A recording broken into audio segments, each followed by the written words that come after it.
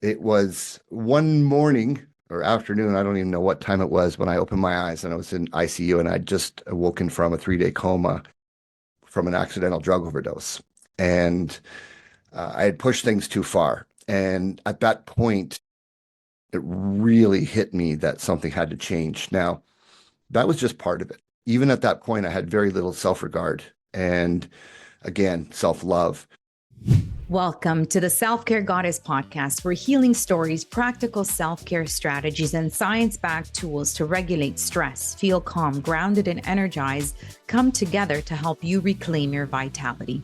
I'm your host, Rita Savoya, holistic nutritionist, trauma-informed breathwork coach, and founder of Breathwork Barista. This podcast is for women who are ready to restore their energy and radiance, reconnect with their bodies, reawaken their inner power, and redefine self-care as a way of being. Through science meets soul practices, restorative mind-body tools, and real stories of transformation, we'll explore how true well-being can help you live with more joy, vibrant health, and authentic connection to yourself and those you love.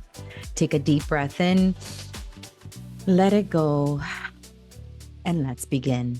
Hello, and welcome to another episode of the Self-Care Goddess podcast with today's theme, unlocking your inner strength with emotional fitness and mindful resilience. Super excited to have our guest on here today. But before we start, as we know, on the Self-Care Goddess podcast, let's get into coherence with our heart, our mind, and our body for just a few moments here, tuning out the outer world, maybe perhaps lowering your gaze or even closing your eyes to go within. Give yourself these few minutes of just being by following your breaths, flowing in and out of your nose at your own pace, perhaps maybe slowing down how you normally breathe. Just tuning in if there are any areas of your body that you might be feeling some tension, maybe achy, a little stiff. Here's an invitation. I invite you to channel the exhales to those areas, or maybe pick one. Allowing those exhales to soften, relax, release any tension you may be holding.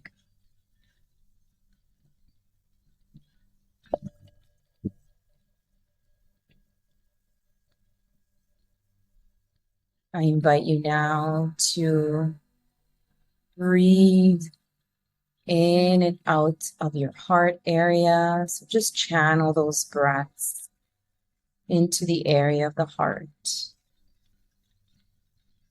energizing this beautiful organ that's keeping you alive with each and every heartbeat.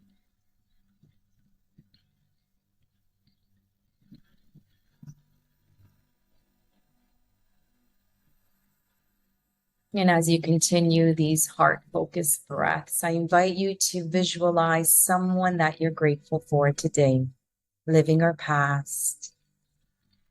Visualize this person as if they were right here in front of you. And I invite you to send them all the love, the gratitude, and the appreciation for being in your life.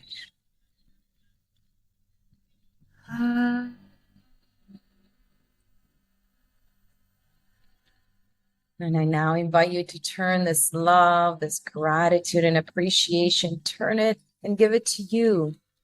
Give it to yourself for being here, taking these few moments for self-care, self-love,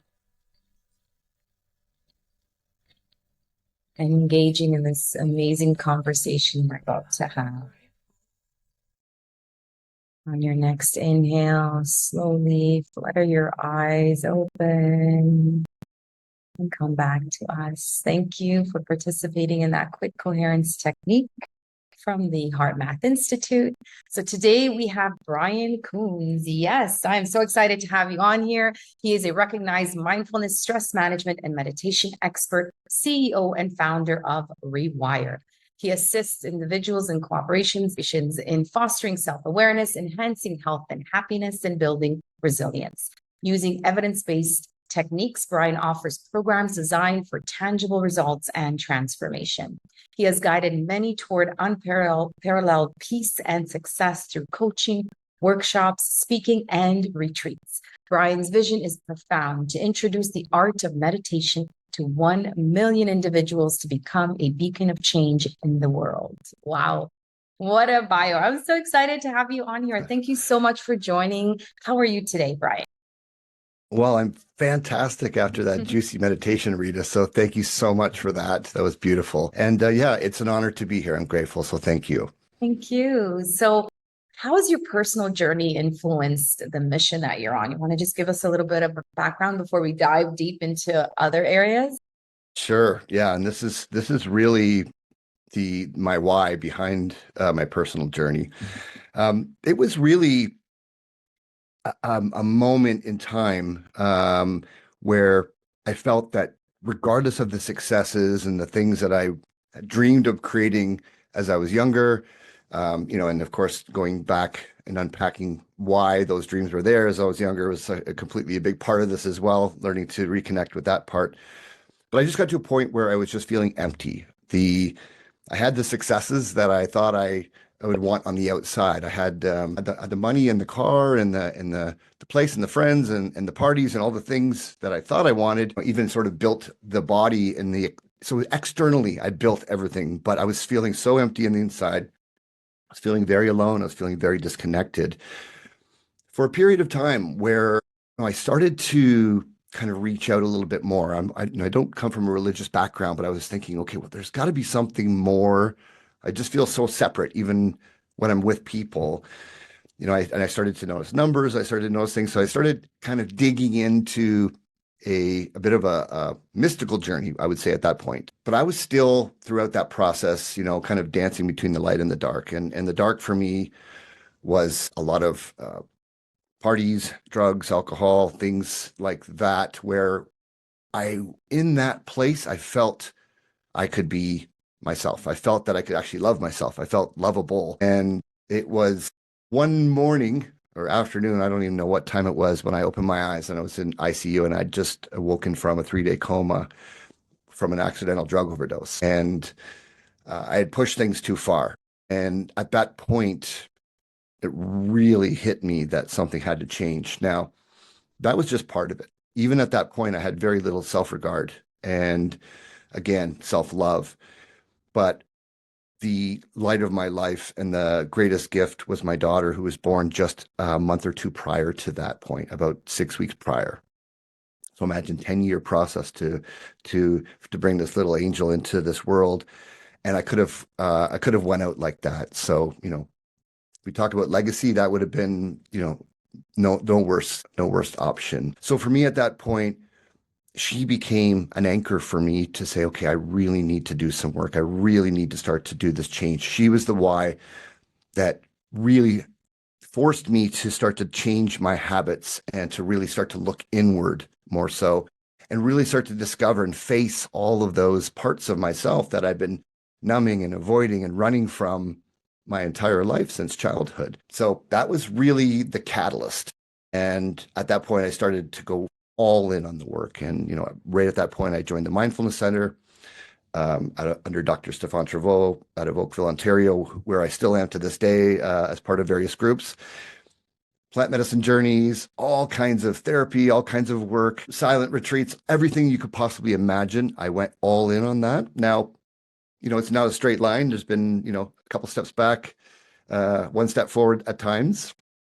But really, that was my journey. And through that process, Rita, what happened is that after a few years of that, just working in my own silo on myself quietly, starting to separate myself from people and places that no longer served me, which I became more aware of, it was that awareness. I just became very much aware through that process of what my inner dialogue was. And where my emotions were moment by moment, rather than the old Brian would be like the tank burning through the village. I just keep moving forward. I just, of course, until that almost catastrophic event happened. At some point, people started to notice, and they're like, "Oh, what are you doing to manage stress, or what are you doing to be a little more joyful or a little more grateful?" And that's where it started. I just started to help family and friends, and then from there, I'm like, "Wow, this feeling of service to others is something new for me." I've had success in other areas, but it hasn't been where I'm actually helping people, just sort of getting them on the right path and helping them, and they help more people. And I just started to see this cascade. And so that devolved basically to where I am today, where that has become my purpose and passion. I love that. Even as you're telling your story, you're just lighting up and looking so grateful and purposeful, right? Isn't that just amazing? And I love that a lot of the guests that come on the show, it's really about their sort of pain to purpose, or Yeah. some of us call it our mess to mission type of legacy that we are on. So it's beautiful to hear that story. And I just in terms of self-awareness, I mean, I used to do HR work. So I was in HR before I got into the wellness space. And like yourself, I do have my own healing sort of story, pain to purpose story, not just mine, but also my mom's. And that sort of drove me to what I'm doing here. But even in the HR world, in the leadership space, leadership development, personal development, it's all about self-awareness, because you cannot change something that you or manage, or something that you don't even know you need to Yeah. change or manage, right? Yeah. So it's so key, the self-awareness piece for sure. And I love how it just gets always brought up by the guests, and so important. And it can be that little tiny little step of like, that actually didn't feel that good, like, why is gossiping not a thing for me anymore? I just don't want to do that. So yeah, just want to unpack some of those things that you talked about with regards to your journey. Do you believe that people have to have the sort of a really, really low point, or a catastrophic or traumatic point, to actually transform or change? Or can it happen from, a more happier place? Or does it really have to be that painful in order for us to shift? Yeah, that's a great question, because one of my focuses is to help people avoid something catastrophic happening before they begin to, wake up to the possibility. And, just on your point of awareness, I mean, that really is the first step. So when I remember reading Eckhart Tolle way back, Power of Now, and it was that quote, "Awareness is the greatest agent for change." And that was still one of my favorite quotes, because that is the first step. So there's a lot of people, I think now, and I think collectively, not to get too spiritual about what's happening, but there is a collective awakening. More and more people are awakening. More men are beginning to wake up now as well. And it's confusing. It's confusing because letting go of those old paradigms and those old stories, we hold on to our stories so tightly as our identity. And if we let that go, it feels like we have lost everything. So I think that people are waking up. I think that there's more available for people now than there was even 5 years ago, certainly 10, 15, 20 years ago. Very, very little in the mainstream about doing this type of work. And so I think that now is a chance where people are getting to the point where they recognize that, hey, I'm just stressed out all the time. And, there's different types of stress, but it's the emotional stress that most of us struggle with. It's just our inability to accept whatever is happening around us. And that hits all our little triggers. And as Michael Singer from the Untethered Soul calls it, that stored junk, which is our experiences over time, that people are starting to recognize that every time I see the color red, or I see this or that, it just triggers something from my past. And it makes me unhappy. But, once we realize that stress management is an inside job, we can start to take that control back. So there's more available things now to support people's waking up and awareness. But I think we have to have that moment first. So in some cases, if people are completely in autopilot, and they say that 99% of what we do is literally an algorithm, and my teachers call it free won't versus free will. So we're already moving in a direction before we have to stop and say, oh, Right. refocus my awareness and attention back to a different place rather than letting the organism just lead the charge. So I don't know if that is a clear answer to your question, but I really feel that people have more means and tools and communities and ways to understand and foster that awakening. I just had a group of men away last weekend, and it was very interesting group, Rita, because, oftentimes when I do retreats, if I don't call it a man's retreat, it's mostly women that show up. And sometimes they'll drag their husbands to come out as well. And surprisingly, they're usually surprised that it's a positive experience. But this group of men, for example, they all realized that they're on the path to something catastrophic. My dad is an alcoholic. I see my patterns in him. I remember my dad used to scream at me. I catch myself screaming at my kids. There's an awareness that we want to break that generational trauma and start to make these changes before we push things too far, before we ruin a relationship, before we physically harm ourselves or someone else. So I think, no, it shouldn't have to be catastrophic. But unfortunately, for some people like myself, that was almost the case. Right. And I love that. That's your group that you want to make sure that people are not leading to that catastrophic, or it's leading to that catastrophic event or situation, which is great. And that's why I think social media is awesome as well. Like, it's got its downside in the digital world. It's got its darkness. But I think in terms of people talking about this a lot more openly, it's just like, when you share something with someone, it might trigger something in them to be like, oh, wow, yeah, that's true. Why am I always lethargic or tired or waking up not refreshed? Like, that's not normal, right? So we can start like talking about this and normalizing this in terms of stress is something from within. I love that. It's not, you can't just take a pill and maybe the symptoms will subside, but it's more about doing the inner work so that you get to the root cause of it. And the root cause could be so multifaceted. And I love how you're bringing up the generational stuff, even maybe, ancestral stuff that we need to be working on. And sometimes I love getting spiritual too, because that's part of it. And I love how people are embracing that a little more. Maybe not my dad's generation, but when he sees me doing breath work, he's like, what are you doing to them? Why are they on the floor? Why are they on the ground? So it's so funny because he didn't understand the HR world, coming from owning his own business, construction business. It's like, you don't need HR. If somebody's not performing, goodbye, never mind the 3-step process. And now even with breath work, it's, a little bit more difficult. But when I've invited him to quite a few events, and when he sees people leaving and just they're crying and they're hugging and he's like, wow, that's pretty powerful. And I was like, yes, it really is. So but enough about breath work. We'll dive deep into that for sure. But so let's talk about like the rewiring, right? Because that's what you're all about. And maybe even for our listeners and viewers that are like, what is that? How do we rewire our brain? What does that even mean? Maybe if we want to just sort of give a little explanation and then dive a little deeper into that. Sure. Well, I just, I discovered the process of neuroplasticity, and it's fairly a recent phenomenon. Like, it's not something that was around even 20 years ago in terms of mainstream. Isn't that amazing? Like, it is so amazing. If I were to go back, Brian, I'd be a neuroscientist with psychology. Like, to embrace those two fields and just learn so much because it's so amazing. Yeah, just catch that wave at the right spot, right? So for me, I just became so fascinated in how we think, how we feel, how we act, literally rewires the brain. So for example, an easy example of neuroplasticity and rewiring the brain is gratitude. If we practice gratitude, meaning not just write down what I'm grateful for, but learn to generate, just like you did in our heart coherence meditation, learn to bring that feeling into the body through the heart over and over and over again. We literally start to rewire the patterns in the brain. Neurons that fire together wire together. So if I keep thinking gratitude, I keep feeling gratitude, I'm starting to change those patterns in my brain.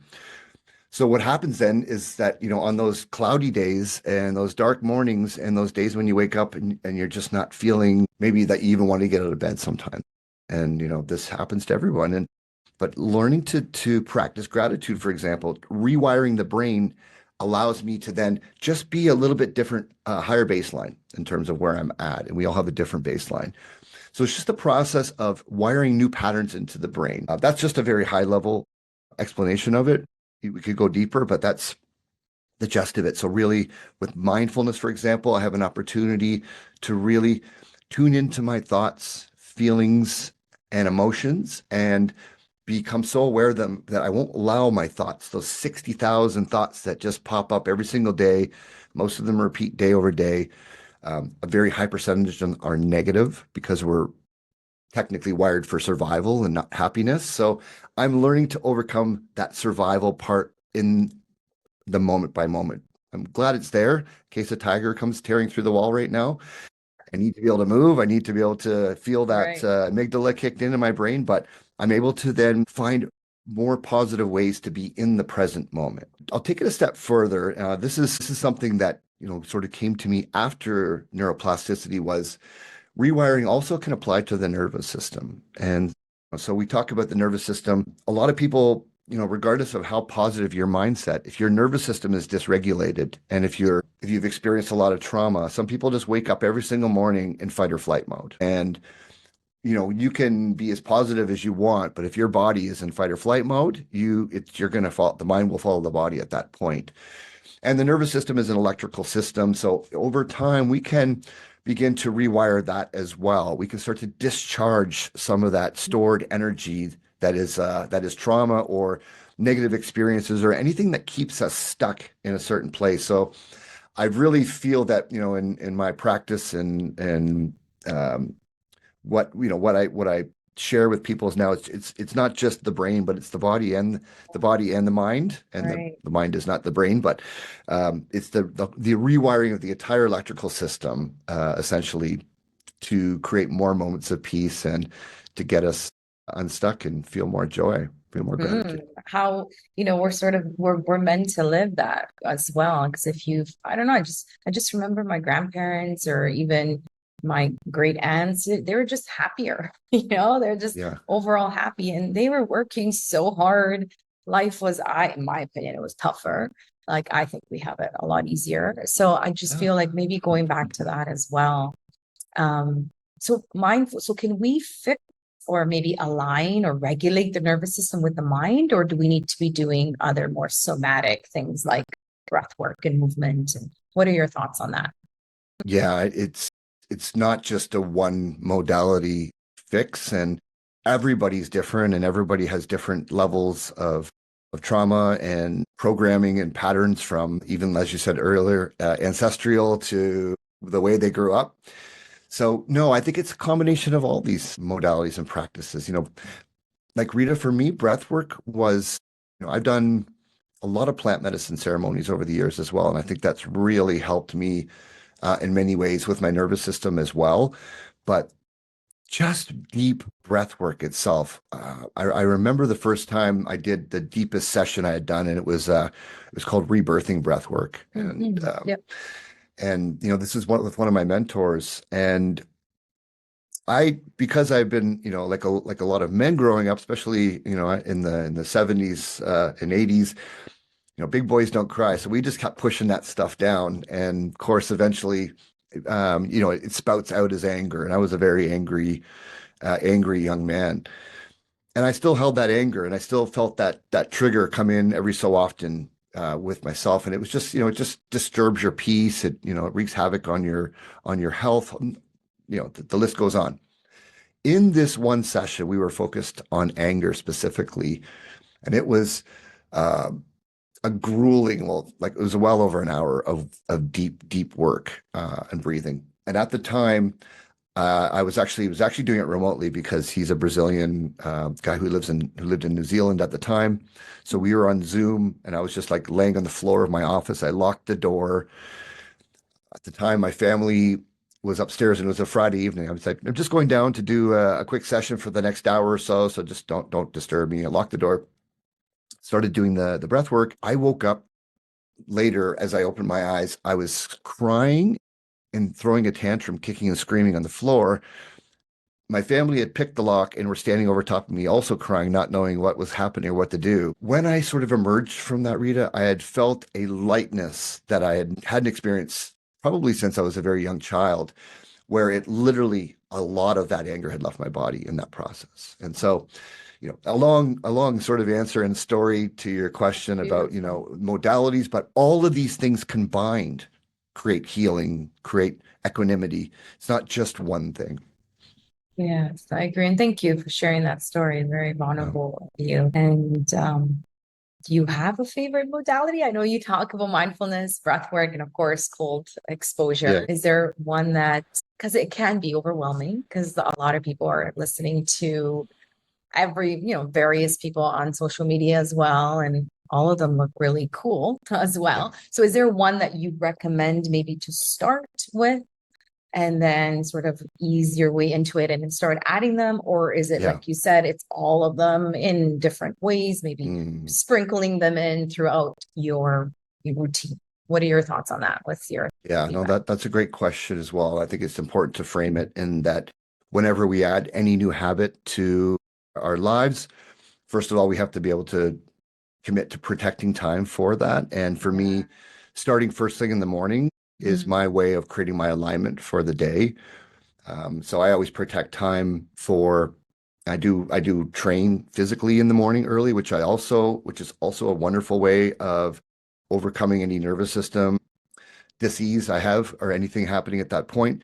But I love a breathwork and meditation combination. I love to do, not what I was just describing, an hour of cyclic hyperventilation, but just some deep breaths in the morning to really resource the body into a quiet, calm state, and then segueing into a meditation. And then, so just like, even for people who are just beginning, even protecting 15 minutes, even 5 minutes, the only bad meditation is the one you miss. So if you could even protect 5 minutes. I also love heart coherence. So just picking a modality or practice to just begin to tune in, because that's going to really amplify that awareness. And then you're going to be able to start to intuitively know maybe a little bit more about what you need from that awareness. But just that ability to become more familiar with who you are, what your thoughts patterns are, and be able to just observe them coming and going like clouds through the sky, rather than latching onto this one and then starting to weave a story and, maybe even developing a rumination about something that's probably not even true. So it's just the ability to look inward. And I think that reflection is important, but breath itself, I do 3 rounds, like just the basic Wim Hof, 3 rounds of 30 breaths. I've been doing that for years before I do any meditation. And it was just interesting. I'm part of a longevity group as well. And I just heard Gary Brecka talk about how that practice is what he does. And somehow he's quantified that it adds 7 years to your life as well. So, I mean, just breathing is wonderful in general. But breathing and meditation, I think, is, for me, an absolute staple. And I always recommend that to anybody I work with or speak with. Yeah, I love that. And that's how I actually got into meditation. It was during yoga. So I was doing yoga because it felt so good leaving the class, but my body felt really good. But the best part was those 5, maybe sometimes even 3 minutes, because by the time you get into Shavasana at the end of the yoga practice, it takes a while for your body to actually adjust and stay still. So it would literally be 3 minutes and I'd be like, that felt so good. I got to look into this further. So and that's when I got into meditation. And then interestingly, I think most people do breath work and then meditation, but I did meditation and I was like, oh, maybe I want to do more of this breath work stuff. And now I'm just fascinated with breath work and how easy it is to just change your state in literally seconds if you're willing to do that. But I love that. Even 5 minutes. Yes, I tell my clients the same thing. You have 5 minutes before you jump out of bed. Definitely, everybody's got that 5 minute, or even in between the whatever it is, meetings, or even stop scrolling, or as you're scrolling, you can easily do some breathing as well, right? Red lights. So those are the little techniques that I tell people, or tips that they can actually incorporate weave it into their day, into something they're already doing. Because I feel like everyone's so overwhelmed with all of these things that they're doing that weaving it in, habit stacking is probably the best way to incorporate these. So thank you for that, for sure. There's just a quote by John Kabat-Zinn. The real meditation is how you live your life, and that's kind of what you just described. So just those little moments where you can just sort of say, okay, whoa, because there's a lot of engineers and a lot of people trying to steal your focus and pull you into your device and scroll. And Your system loves those little dopamine drips. So just even during your day, just those little moments, just to take a few breaths, bring yourself back to moment, check in. It's always about checking in because we're always drifting all over the place. Yes, drifters. It's true. And it really takes seconds to check in and see how you're doing and feeling. And I love that you're doing the cold exposure too. So maybe let's talk a little bit about the cold exposure because that's a little different, right? In Yeah. terms of what we're doing there. So yeah, Yeah. tell us a little bit about that. Yeah. Well, that's a habit that I developed. I've been doing cold showers for a while, mostly, there are some benefits known, but really during COVID, when we were in lockdown, I live very close to Lake Ontario, where I am here. And during COVID in the winter, during lockdown, I was just like, I have to get out. So I'd done a lot of research around cold exposure. I started doing it and I really fell in love with the practice and it just became a daily for me. There's so many benefits with that, but in context of what we're discussing here, in stress management and nervous system, it has literally been one of the most powerful things for me in continuing to heal my nervous system and learn to self-regulate. Because every time you go into that cold water, you are literally triggering the stress response. So It can get easier, right? no, it doesn't get easier. No, so it's, there's a whole mind component as well, like doing hard things, which I'm a big fan of Right. of that. And there's a term called hormesis, which is basically controlled stress responses put onto the body to help us adapt. And that's what it is. So when you get into that cold water, your body feels like it's being chased by a tiger. It might feel like for you, every time you look at the news or every time you're driving in traffic or every time your partner is about to say something in a certain context, it's that same trigger what happens. But what happens then, I'm able to overcome that with the mind and body. I'm able to feel myself, my heart rate's going up. I'm starting to hyperventilate a little bit. And just through some deep breathing and relaxing the body, I'm able to just bring myself right back down to center and then even drop deeper into center. So in that cold water, some of the most present meditative moments that I have in my day. And so it's absolutely beautiful. On top of that, I don't get colds anymore. Used to get a cold. Haven't had a cold since. Some wood to knock on maybe, but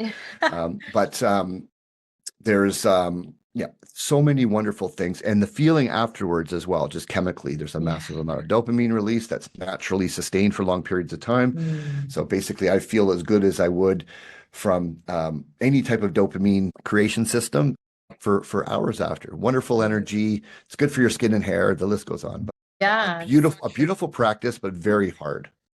It's so true. So I started my cold showers in Dubai, where their heaters are like, or whatever, their water system is on top of the roof. And they have 365 days a year. They have really nice weather. So my cold showers in Dubai were like, oh, I got this.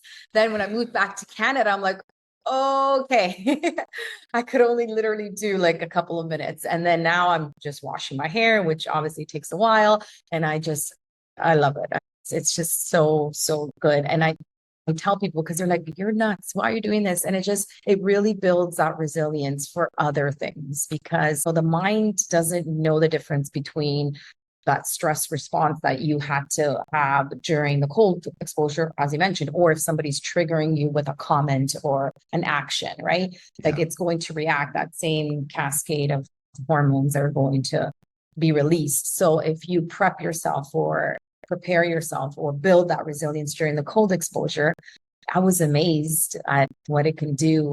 And again, that self-awareness was like, oh, that kind of triggered me. I was about to like really be snappy with this person, but I'm not going to do that because it's only going to raise my blood pressure, not theirs, So I really stopped myself. And I for sure, it's because I keep doing these extreme sort of things and cold plunges. And I wanted to ask you, what have you come across any research with regards to women and cold plunging? Because I have come across in terms of the temperature should be slightly lower because our bodies are different. And then, of course, hormonally, some doctors or naturopaths are actually discouraging you or women from doing this. Any research that you've come across? Yeah, there's more research coming across all the time and more science because cold exposure was only for athletic recovery at one point in terms of what they were studying.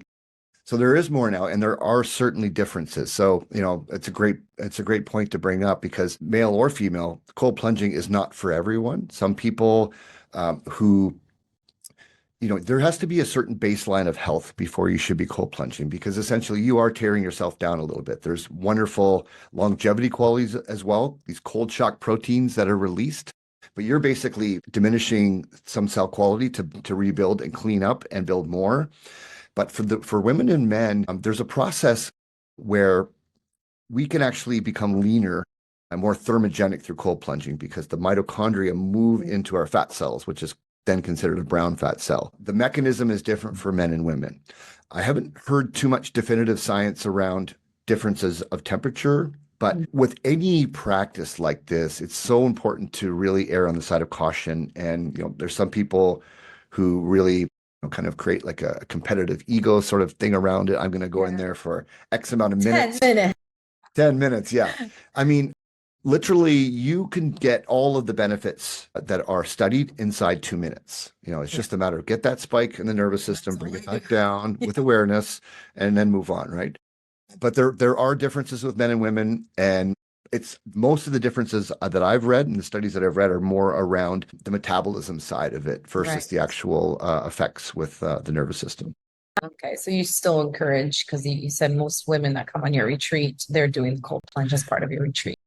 They are, and it's really interesting too how, and again, everybody's different. I've had some really, really, really tiny women just get in there and they're like, first time they drop in and they're stoic, and I'm just like, what is happening here, right? It's just, and then other people just they get in and they're just they're instantly their body is shaking, they're shaking right away, and some of it has to do with a bit of anxiety too. Whenever there's a group and the cold plunge time comes up, everybody gets really quiet, and there's but there is also a wonderful synergy of people when they do this together. It's a real powerful bonding experience as well. It is. It is. It's super fun as well. But just like breath work, I don't know about you, Brian, I stopped sort of pushing people to come and try it because I've come across them. Maybe they weren't ready, even in terms of breathing, releasing that maybe stuck trauma is not something that they're ready for. And so even with cold plunging, I just stopped. I just do it. If they want to join me, sure, come and join me. But I stopped sort of pushing people to come and experience it because you're right. They may not be physically ready or fit to actually do it, but even emotionally as well. They're probably so in their head that they can't drop into their body and, allow their body to relax. And that's why, being guided is highly, highly recommended for anyone that's looking to try it. Yeah, I know. Absolutely. So we talked a little bit about triggers, and I know you mentioned that their triggers are these sort of deeply seated impressions in our conscious mind. And maybe we're going a little deep here, but why not? How can you, maybe somebody that's listening and this really resonates with them, what advice would you give them to help them deal with these triggers and not sort of fall or get trapped in that negative emotional state because of the triggers? Yeah.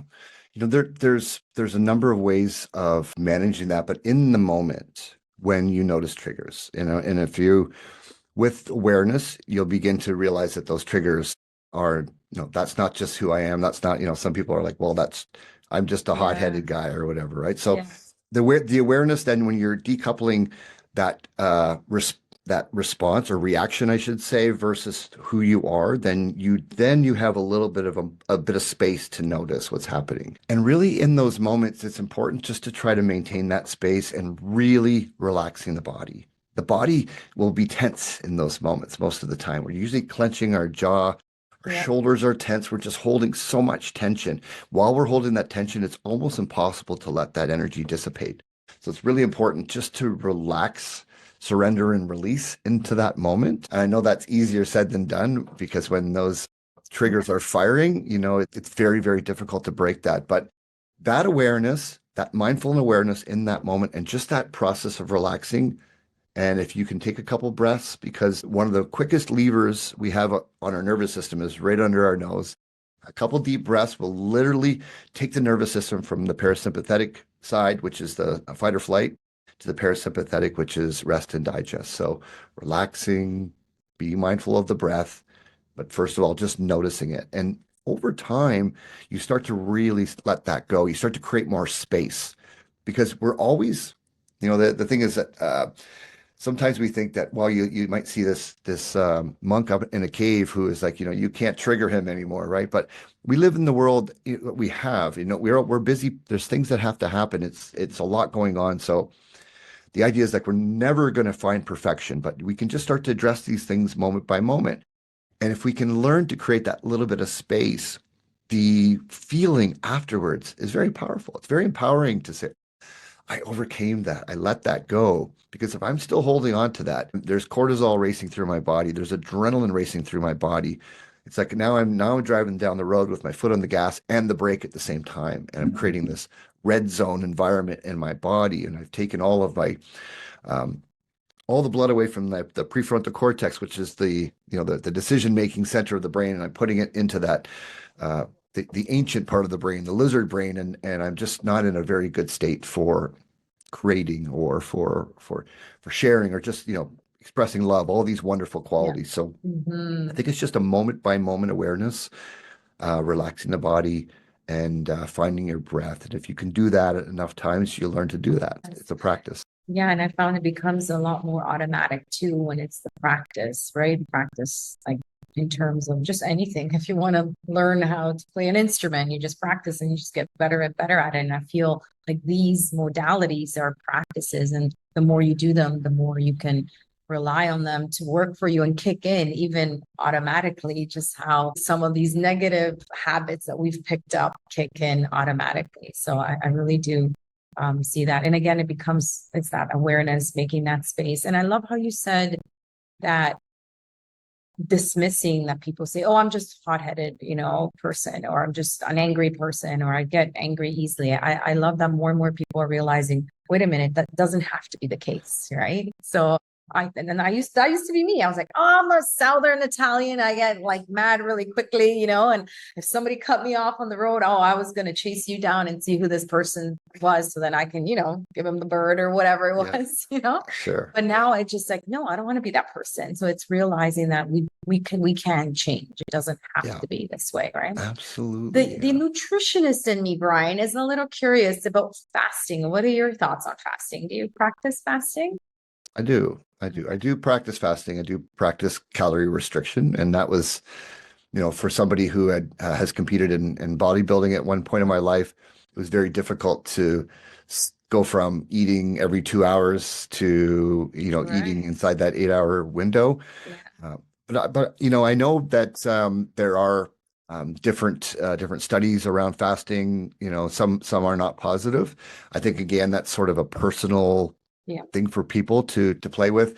Yeah. I do know that, and again, from the longevity perspective, that as we get a little older, we want to start to restrict our calories in general for longevity. But for me personally, Rita, the fasting is a couple of things. It kind of goes back to that hormesis that I mentioned as well. So there's a little bit of suffering in that process, which is a do hard things category. There's also the digestive piece. So for me personally, everything is very regular and in sync with my digestion. I don't feel bloated.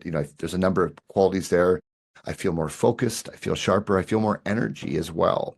And so, but I think that, just to start fasting right away it's important to, just like anything, to move into things gradually. And also, what is the first meal that you're going to eat afterwards? I mean, if you're fasting and then you just go and have a big lunch out somewhere, that might not go over well. So I think it's a process of calibrations for individuals, but I'm a fan personally. And it's been something that's, I think for me, probably about 6 years or so, I've been doing that. And I feel good. Yeah, same. I'm fasting as well. And a lot of people I speak to are like, no, you're a woman, you shouldn't be fasting. But I'm like, but I wake up super energized and I feel good. And creatively, I'm creating these awesome things while I'm fasted in a fasted state. So sometimes listen to your body. But yes, I agree. It's very, very personalized. And again, working with someone who knows what they're doing, that can plan a program for you. And yes, breaking your fast is so important to determine how you're going to break it versus, just eating whatever. So I agree. I'm a big fan. I do. Oh, sorry. Oh, no. I cycle longer fasts as well. So that within that group I mentioned, we do come together. We'll do a 36 and once a year, a 72 as well. So just to kind of really Nice. help cleanse the systems. Yes, I did a 36 and my parents thought I was going to die. They're like, what do you mean you're not going to eat? Because being Italian, like we're eating a lot all the Yeah.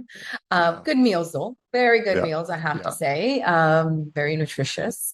And it was amazing. I was like, wow. It was literally a mini plant medicine experience. That goes just Mm. like, ooh, this feels so good. Like Yeah. I didn't have as much energy as I thought I would, but just really clear mind. And I was working and it was really cool. It's really cool to Yeah. experience. I haven't done that one in a while, but because again, I think I need to prepare for it because I did Yeah. a 3 week sort of just fluids and then just water and then, yeah, just a dry fast. So it's cool. Yeah.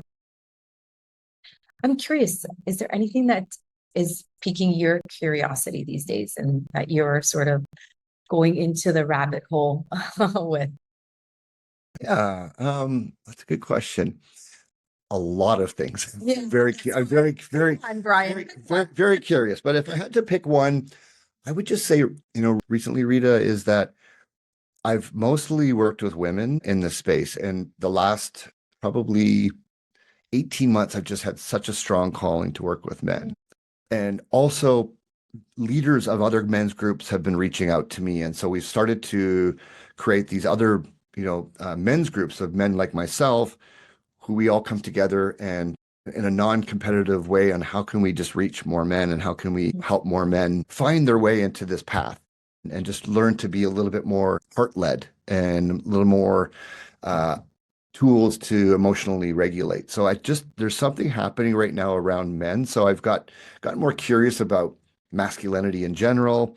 And because, I have, I've worked with a lot of women as well. I'm just curious about, the whole divide and, I've had conversations around that as well. And not just trying to solve all the problems, but I mean, there is a divide and, how do we balance that masculinity and femininity together with individuals and also within ourselves. And so that's been interesting for me. And, I really feel that the universe just keeps giving me all these new opportunities for men.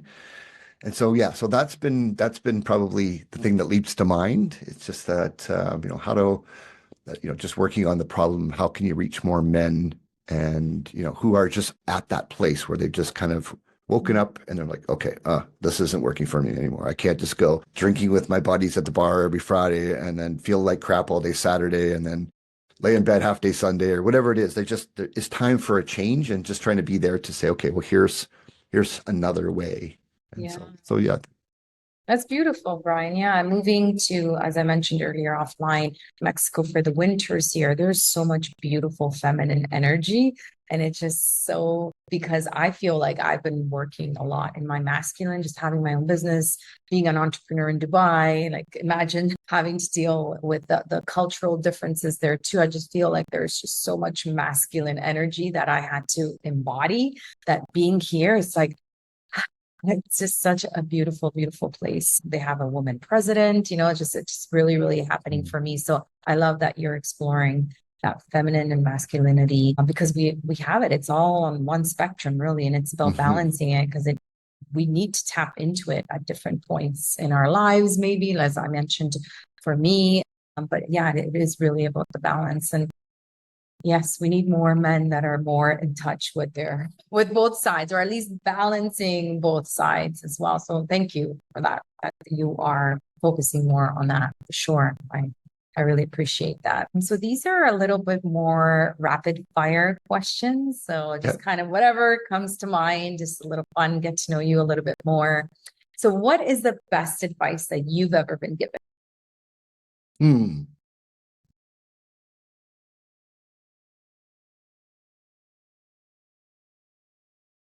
You know what? I don't want to, I can't really say that any advice comes to mind.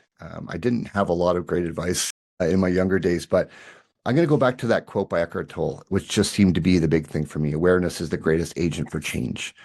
That's become a mantra. And, anytime I feel that I'm not in the present moment and I'm, clinging on to something that happened yesterday, or I'm future traveling a little too far and creating suffering for myself, it's that quote that really brings me back to center. And so that's been more of a mantra, I think, than a piece of advice.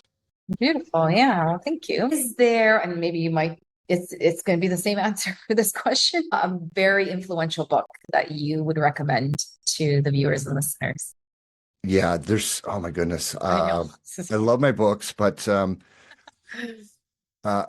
of my close friends and mentors gave me a book back in, oh my goodness, like 2007. It's called Key to Yourself by Venice Bloodworth. And it was written in the 50s. And it was really a lot of what you might be aware of in The Secret and things like that. But it was like written long before that. That book is just absolutely beautiful. It's so digestible, and it's something I return to every year or two. So that's, and I usually buy a stack of those and, give them out whenever I possibly can when I'm with people I care about. Yeah, I love those books that are written like in the 50s and 60s, and you're like, wow, amazing that they had this information back then with not even the science that we know now. So I find those fascinating to read as well, or listen to. I listen to those on audiobooks too. Okay, so what are your top 3 non-negotiable self-care habits? I know you do plenty, but just 3, top 3. Okay, well, I'll put breathwork meditation into one category. So you can get an extra one in.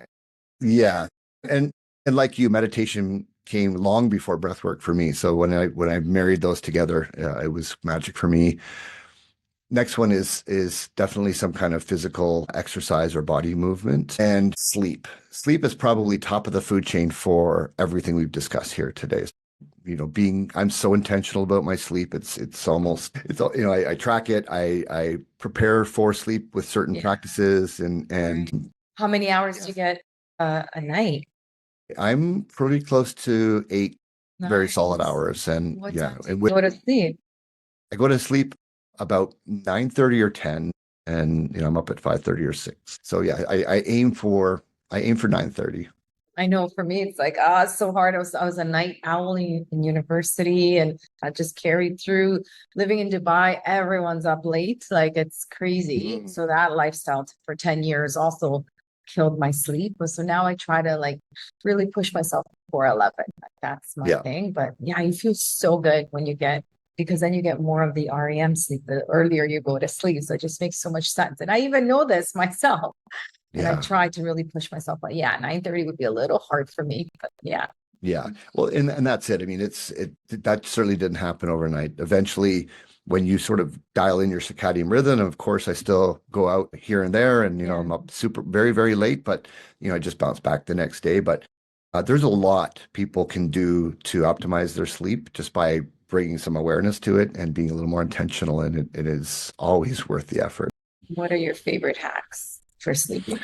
Well, just like simple things like room temperature, blackout blinds. I don't drink liquids a certain period before bed because I don't want to have that trip to get up to go pee, which can disrupt things a lot. Alcohol is a real killer for sleep. So even a nice glass of wine with dinner, you want to make sure that you do that earlier so it has a little chance to metabolize before bed, or otherwise your heart rate's up quite a bit, more than you might imagine. I'm not a fan of melatonin. I would never take any drugs for sleeping, but I use L-threonate and magnesium and different things just in a little bit of a stack in the evening as well. Right.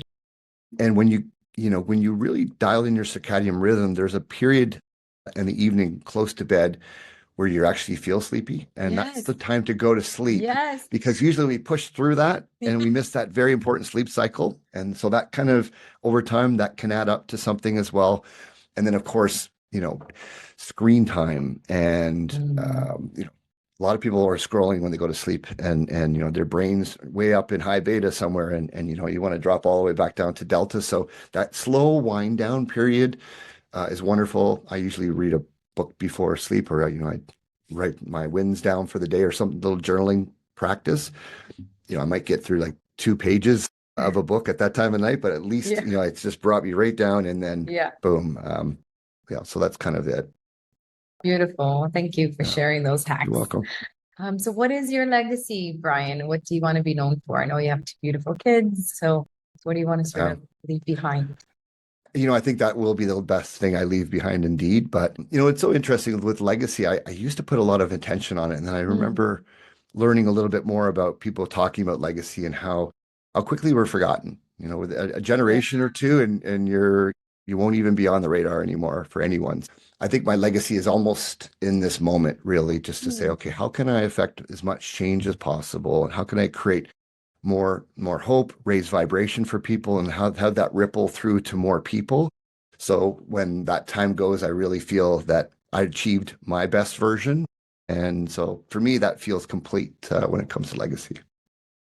That anytime you're just expressing what you're really passionate about. I see the facial expressions too. It's so aligned to it. So thank you for that. This has been so amazing. I can talk to you forever, but I want to respect everyone's time here. Where can people find you? Where can they connect with you? Where is the best place? Yeah, it's just my name, briancoones.com or Brian Coones on social media. And usually there you'll know about what if I'm doing events or things like that, or you can just contact me there as well. Okay, amazing. Thank you so much. Yeah, thank you. Super grateful. My heart is full of joy and gratitude to have someone like you on the podcast and share your amazing story. Beautiful, amazing, very practical tips as well. And just you're such a beacon of light. So continue doing the work that you're doing and inspiring so many people. So really admire the work that you're doing. Super grateful that you've taken the time out of your busy schedule to share this experience with myself and my community. Thank you. Thank you, Rita. And thank you. I just want to acknowledge you as well for cascading this to more people and for all the work that you do as well and for your beautiful energy. So thank you. Thank you for tuning in to the Self-Care Goddess podcast. If today's episode inspired you, share it with another woman who's ready to reclaim her vitality and lead from within. To continue your journey, be sure to subscribe, leave a review, and connect with me on ritasavoya.com. Until next time, remember, self-care isn't selfish, it's your superpower. Take a deep breath in, exhale, and keep rising. Ciao for now.